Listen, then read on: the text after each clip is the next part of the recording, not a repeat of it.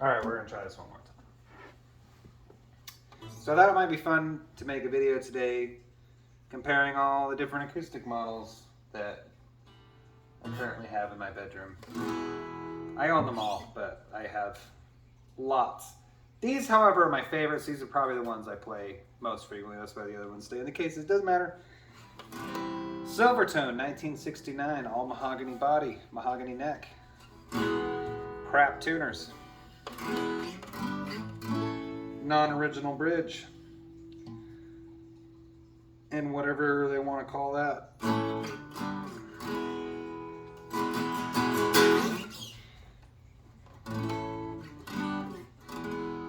Very nice sounding guitar. It had a really fat neck on it when I got it. So we shaved down the fretboard here, you know, rounded it off, gave it a real nice rounding. I mean, I don't know if you can see that, but that's about as round as it gets, you know. It don't get much rounder. But I did that to make this guitar comfortable to play, and it is a little slippery. But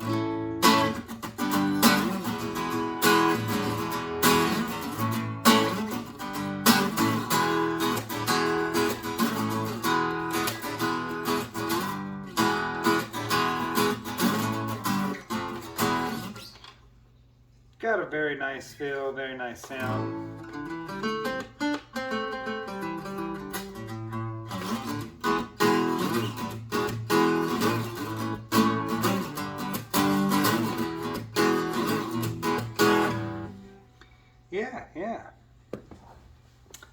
Yeah, somebody's gonna break that. All right. Pretty nice little guitar.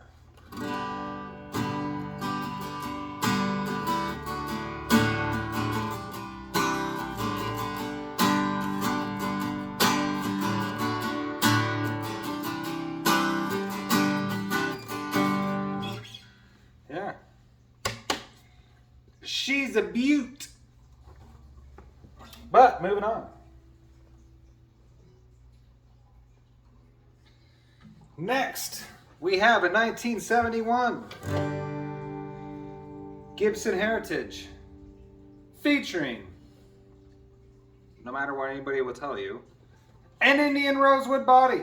Because after like 1970, they were all Indian rosewood and no longer Brazilian rosewood, which is fine because who cares? Featuring the greatest top you've ever seen. I mean, look at that. Definitely didn't come to the factory. When I bought this, there was a hole here and the bridge was not on it. And yeah, some loose bracing. So I did my best to repair said problems.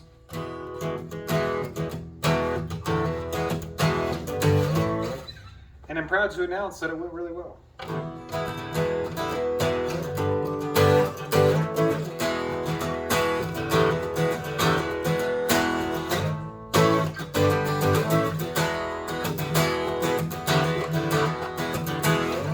Some of you might be wondering, why on earth did you buy a guitar that had a hole where the bridge goes? Well, that is an interesting story. So this guitar, in fact, matter of fact, let me turn the lights on, and that might give you a better view. Not really. Well, this top is the most worn top I've ever seen, except for Willie Nelson's guitar, or, oh, what's that guy? The reggae dude.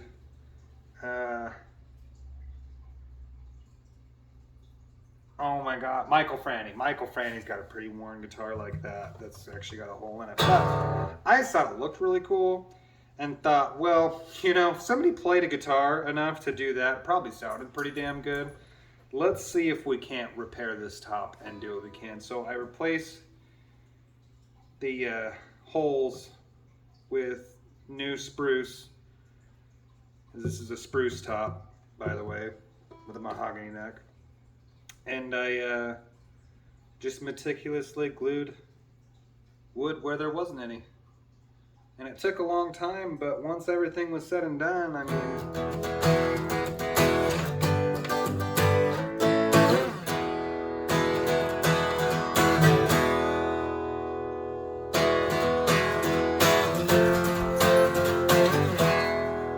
Gosh, it reminds me so much of that. Anyways, really nice bassy tone to this.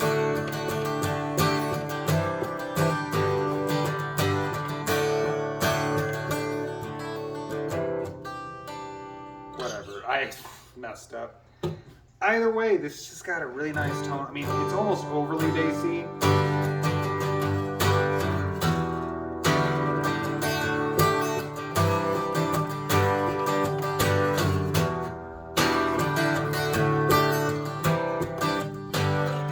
Alright, I needed to do myself some justice because I keep screwing up. And it is a little rattly. It is what it is. This guitar was made in 1971 and was played thoroughly and destroyed by the time it came to me.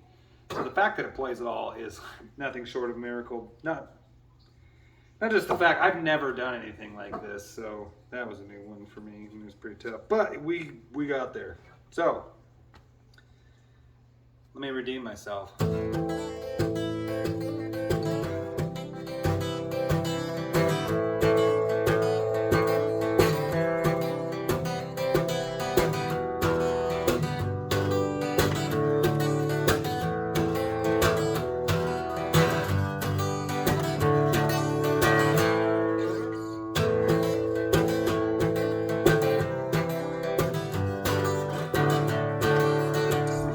I'm getting off the rails now. It doesn't matter. Very, very nice sounding guitar. And a really nice price if you don't mind like 100 hours of work on this thing to get there.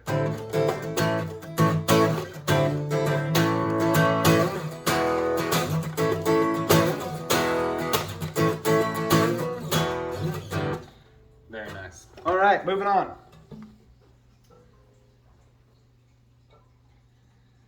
Here she is. Woo, buddy. I know you've been waiting. This is it. This is a Washburn. Now you might be asking yourselves, why on earth would you buy a Washburn? Because it's nice. And because it sung to me. I went and played every guitar in my city that I lived in at the time, of Twin Falls, Idaho. And yeah, this one blew every guitar out of the water that I played.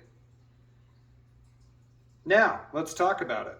This features a spruce or cedar top. I've never got a straight answer, and let's be honest, you can do your best. I would imagine it's probably cedar as my best guess, but the thing with wood is you can have two pieces of wood that look totally different that are the same kind of wood. So, I mean, there's telltale signs and there's things that would probably make it easier, but I'm not gonna spend the time to learn all that. I just really like it because it sounds great.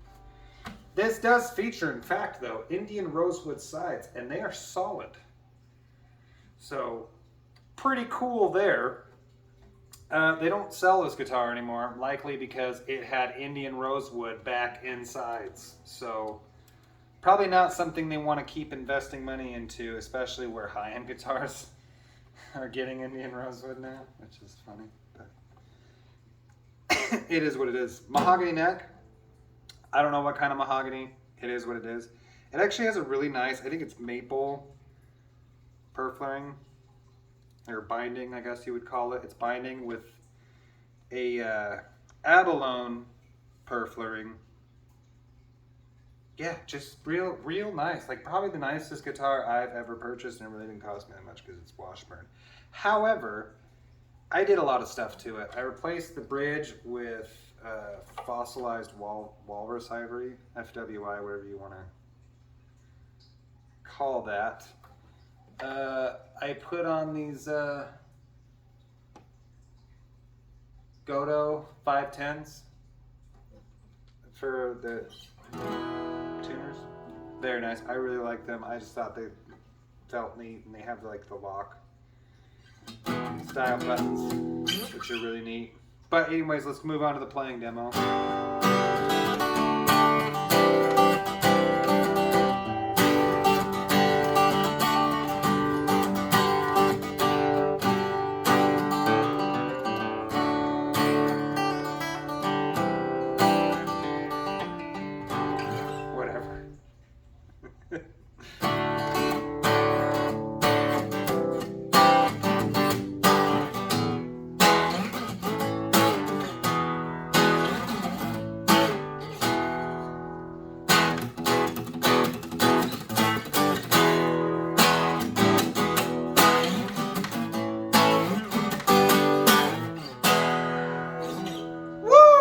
Really nice.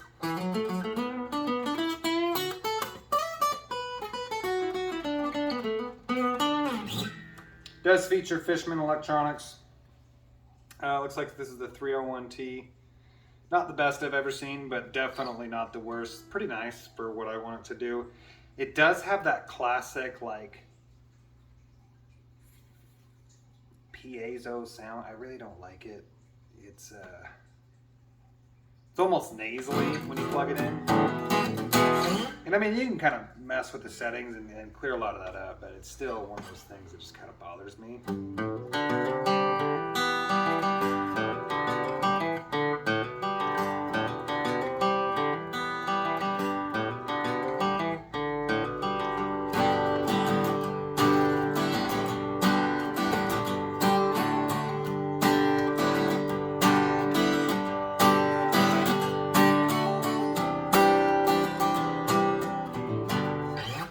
Very nice. Moving on, because, you know, this is definitely my favorite, and I won't stop playing it if I keep playing it. Gibson is a close second, though. That Gibson is pretty nice. It's gunning for that Washburn. The Washburn. All right. This one is one I paid way too much money for no reason other than I just really liked it. So there it is. That's literally the explanation behind this one. This is a Fender Brown Derby. No idea when it was made. The headstock was broke at some point and was repaired poorly. And I still bought it, which is really stupid on my part because these were $300 when they came out. However, there is some other stuff that was added to it, so not the worst thing. Somebody added a P90. When these were released, they didn't come with P90s, and somebody also switched out the bridge pickup with the bridge cone. Well, they did switch out the cone, but what? Oh my gosh, I don't know what you call it. Basically, what amounts to be the saddle, what that all sits on with an electronic one. Added the electronics. There's a blender knob that blends both these in. And there's a volume knob. There's no tone because there's just no tone. Blender works pretty good for that. I do want to do some stuff to it. Like I'd like to add a riser on this to bring it up a little bit closer to the strings. I changed these out to the copper nickel like blend that they make, so that it would have pretty good acoustic properties, but I could also really take advantage of that P90. You know, I bought it to kind of play a little bit of slide on, but I haven't got around to actually doing that, so I made just play it as a cool sounding guitar, because resonator guitars kind of have that thing going on, as they should.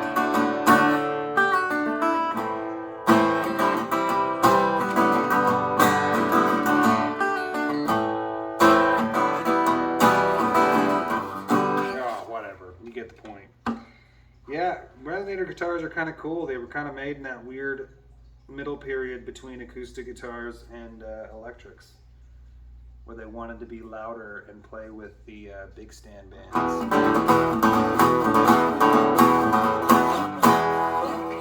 They just kind of sound cool. They got their own vibe.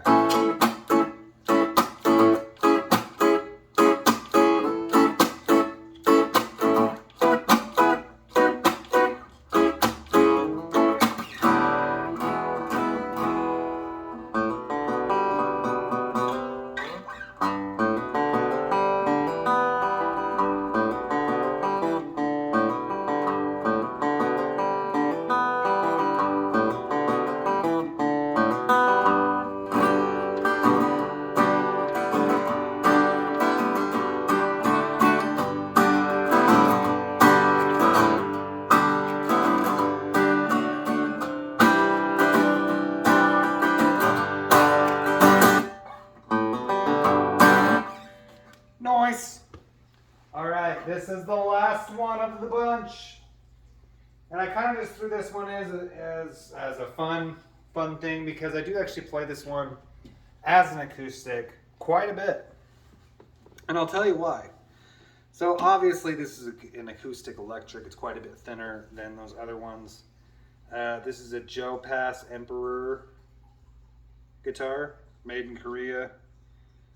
I changed out the pickups to 57 classic Gibson pickups, which are nice. I don't care what anybody tells you. They are fantastic. And they made this guitar already sounded great with the crappy Korean pickups in it. So, oh my gosh, these are just like phenomenal in it. I put them in and started messing around with it and was like, oh my gosh, I screwed up the wiring. I'm not even gonna fix it. This sounds so good, which I still haven't fixed it because have you ever worked on a semi-hollow or hollow body guitar? There's no back access point. So you have to shove all that wiring in through the sound hole or through the pickup cavities. God, I looked like an idiot just now. All right, but it was a pain in the ass, and after fighting it for so long and getting it to actually fit in here and function, it was not coming back out. Especially where you probably can't see it. I'll bring the guitar up a little bit closer and maybe you can see it. But I actually soldered the ground connection in right there because it came off, and I just soldered it to a spot to hope for the best. The volumes don't work as volumes. I don't know what they're doing. They kind of work like tones, but not. That makes any sense. Like if I had to really explain what these do now, it is more on par with if what you're playing sound has like a little bit more edge or it's a little bit more rough than you want it to be. Dial whichever pickup you're on back of what is the volume, and it takes that edge right off. Like it's almost the tone, but it's not. It's something else. I have no idea what it is. I've left it. I kind of play around with it a little bit because it is kind of cool. It's kind of like I said, it's kind of like tones, but it's not. It's different. The tones work just fine. They work exactly as they're intended, so you know you can use them just as they are, and they work great. I changed the pickup or the pick guard to a very nice tortoiseshell bound pickup. God, I keep wanting to say pickup, pick guard. And yeah, and then of course I upgraded the tuners. And let's be honest though, I didn't really actually upgrade shit. Somebody put the wrong tuners on here after theirs went bad, or they just bought new tuners and fucking slapped them on there. So yeah, we put Grovers on because idiots.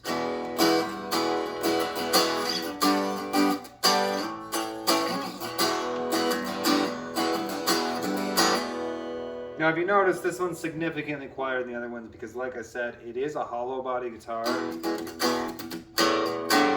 but it is thinner.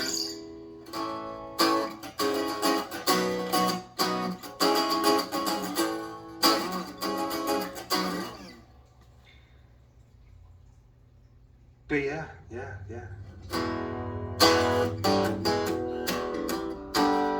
The reason I play this one a lot acoustically is it actually does sound pretty good.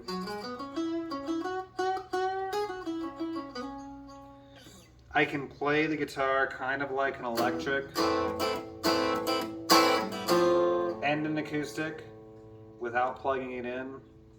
I can hear it really well. And it's great for all those times where you can't play an acoustic guitar, like when your baby's sleeping. So I love it. I play it all the time, just literally based off of that. Because as a father, you have only so many times that you can play guitar, so it's really nice to actually be able to kick back and play something like this.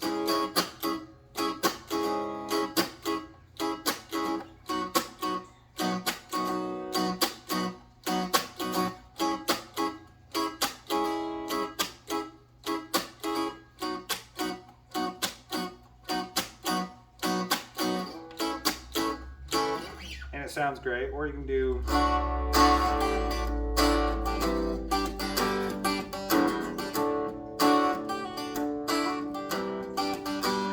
that kind of stuff and it sounds great, or you can do like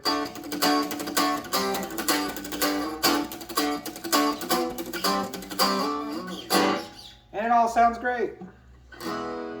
Great guitar to play.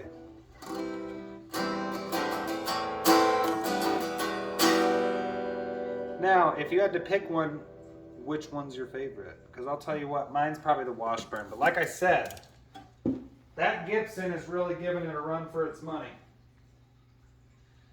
So, as we roll the credits, I'm going to play more of that Gibson just because it's been so much fun playing it.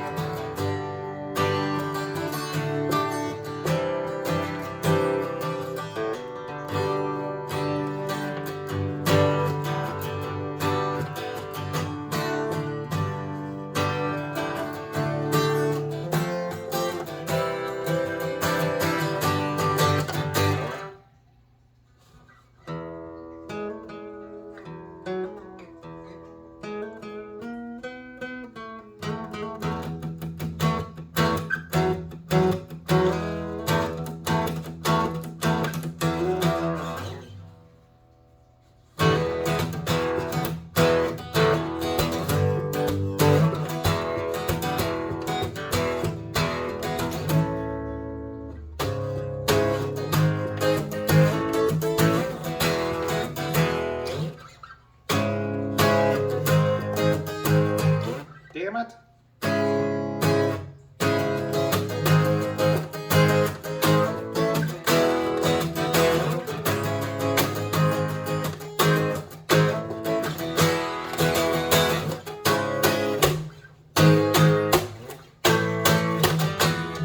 All right, that's enough. Before they take my video down.